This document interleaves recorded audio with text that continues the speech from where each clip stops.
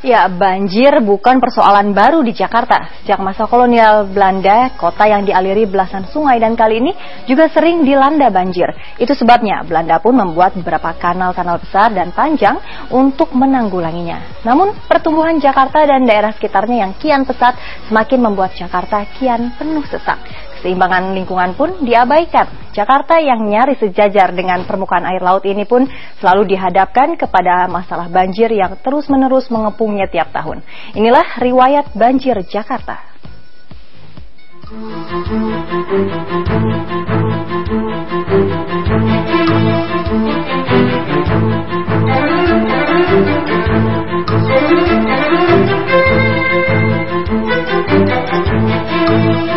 Mengapa banjir selalu hadir bersama sejarah Jakarta?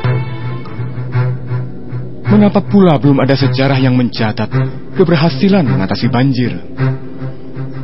Bahkan pun ketika peradaban Eropa yang dibawa orang-orang Belanda mulai mengukir peradaban kota baru yang kemudian bernama Batavia, banjir tetap setia mendatangi sudut-sudut kota Batavia.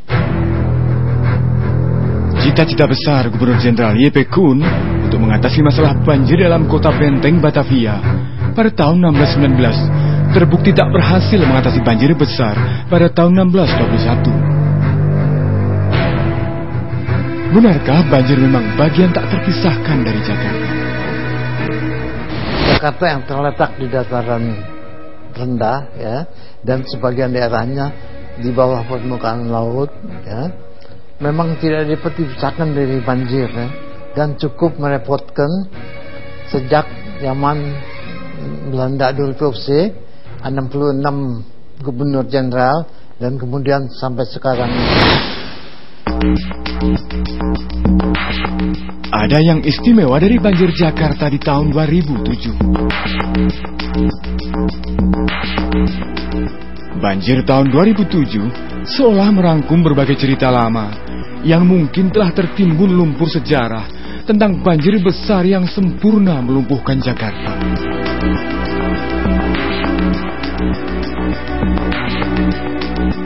Cerita tentang Sungai Ciliwung dan sungai-sungai lainnya yang tak mampu lagi membawa air dan membuangnya ke laut, membuat kota pusat pemerintahan bangsa Indonesia ini tiba-tiba menjadi kolam besar.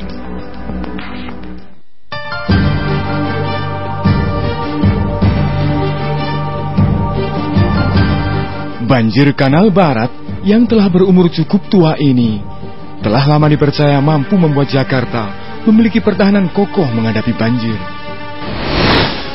Setelah banjir besar tahun 2007, banjir Kanal Timur juga mulai dibangun.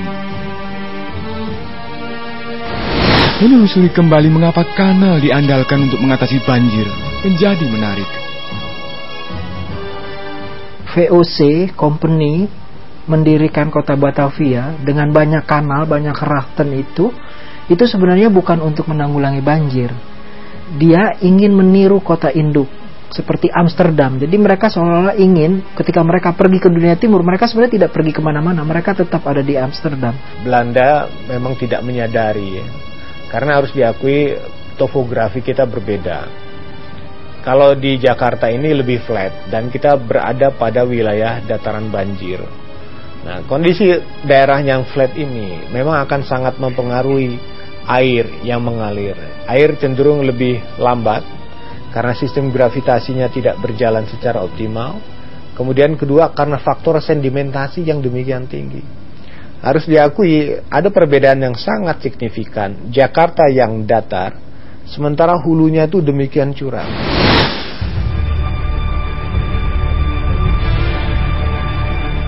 Sejarah membuktikan pembangunan kanal banjir tidak memadai untuk mengatasi banjir di Jakarta.